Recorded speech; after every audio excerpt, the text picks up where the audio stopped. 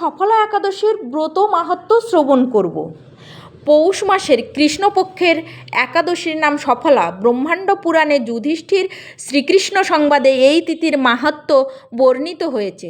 যুধিষ্ঠির বললেন, হে প্রভু, পৌষ মাসের কৃষ্ণপক্ষিয়া একাদশীর নাম, বিধি এবং পূজ্য দেবতা বিষয়ে আমার কৌতূহল নিবারণ করুন। শ্রীকৃষ্ণ বললেন, হে মহারাজ, আপনার প্রতি স্নেহবশত সেই ব্রত কথা বিষয়ে বলছি।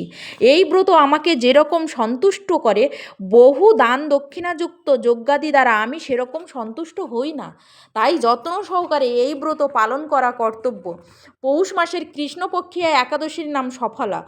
নাগদের মধ্যে যেমন শেষ নাগ, পক্ষীদের মধ্যে গরুড়, মানুষের মধ্যে ব্রাহ্মণ, দেবতার মধ্যে নারায়ণ সর্বশ্রেষ্ঠ, তেমনি সকল ব্রতের মধ্যে একাদশী ব্রতই সর্বশ্রেষ্ঠ। হে মহারাজ, যারা এই ব্রত পালন করেন তারা আমার অত্যন্ত প্রিয়। তাদের এ জগতে ধনলাভ ও পরজগতে মুক্তি লাভ হয়। হাজার হাজার বছর তপস্যায় যে ফল লাভ হয় না, একমাত্র সফলা একাদশীতে রাত্রি জাগরণের ফলে তা অনায়াসে প্রাপ্ত হওয়া যায়। মাহিষ্মত নামে এক রাজা প্রসিদ্ধ চম্পাবতী নগরে বাস করতেন। রাজার 4 জন পুত্র ছিল, কিন্তু তার জ্যেষ্ঠ পুত্র লুম্ভক সর্বদা পরস্ত্রী গমন, মদ্যপান প্রভৃতি অসৎ কার্যে রত ছিল। সে সর্বক্ষণ ব্রাহ্মণ, বৈষ্ণব ও দেবতাদের নিন্দা করত। পুত্রের এই আচরণে ক্ষুব্ধ হয়ে রাজা তাকে রাজ্য থেকে বের করে দিলেন। স্ত্রী, পুত্র, পিতা, মাতা, আত্মীয় স্বজন পরিত্যক্ত হয়ে সে এক গভীর বনে প্রবেশ করল। সেখানে কখনো জীব হত্যা, আবার কখনো চুরি করে জীবন ধারণ করতে লাগলো। কিছুদিন পরে একদিন সে নগরে প্রহরীদের কাছে ধরা পড়ল, কিন্তু রাজপুত্র বলে সেই অপরাধ থেকে সে মুক্তি পেল। পুনরায় সে বনে ফিরে গিয়ে জীব হত্যা ও ফলমূল আহার করে দিন যাপন করতে লাগলো। ওই বনে বহু বছরের পুরানো একটি বিশাল অশ্বত্থ বৃক্ষ ছিল। সেখানে ভগবান শ্রী বাসুদেব বিরাজমান বলে বৃক্ষটি দেবদত্ত প্রাপ্ত হয়েছে। সেই বৃক্ষতলে পাপ বুদ্ধি লুম্ভক বাস করত।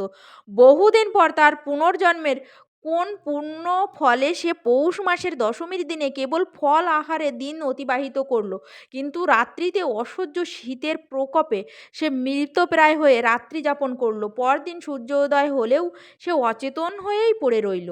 দুপুরের দিকে তার চেতনা ফিরল। ক্ষুধা নিবারণের জন্য সে অতি কষ্টে কিছু ফল সংগ্রহ করল। এরপর সেই বৃক্ষতলে এসে পুনরায় বিশ্রাম করতে থাকলো।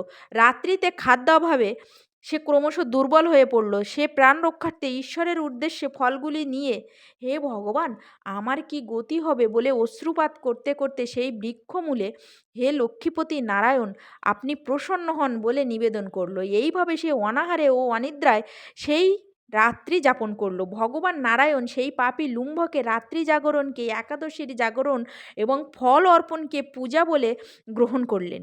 এইভাবে অজ্ঞাতসারে লুম্ভকের সফলা একাদশী ব্রত পালন হয়ে গেল। প্রাতকালে আকাশে দৈববাণী হলো, হে পুত্র, তুমি সফলা ব্রতের পূর্ণ প্রভাবে রাজ্যপ্রাপ্ত হবে। সেই দৈববাণী শোনামাত্র লুম্ভক দিব্য রূপ লাভ করল। তার পাপ বুদ্ধি দূর হলো। সে পুনরায় নিষ্কণ্টক রাজ্য লাভ করল। স্ত্রী পুত্র সহ কিছুকাল রাজ্যসুখ ভোগের পর পুত্রের উপর রাজ্যের ভার দিয়ে সে সন্ন্যাস আশ্রম গ্রহণ করল। অবশেষে মৃত্যুকালে সে অশোক অভয় ভগবানের কাছে ফিরে গেল। হে মহারাজ, এভাবে সফলা একাদশী যিনি পালন করেন তিনি জাগতিক সুখ ও পরে মুক্তি লাভ করেন। এই ব্রতে যারা শ্রদ্ধাশীল তারাই ধন্য, তাদের জন্ম সার্থক, এতে কোনো সন্দেহ নেই। এই ব্রত পাঠ ও শ্রবণে মানুষের রাষ্ট্রীয় যজ্ঞের ফল লাভ হয়। তো এই ছিল সফলা একাদশীর ব্রত মাহাত্ম্য।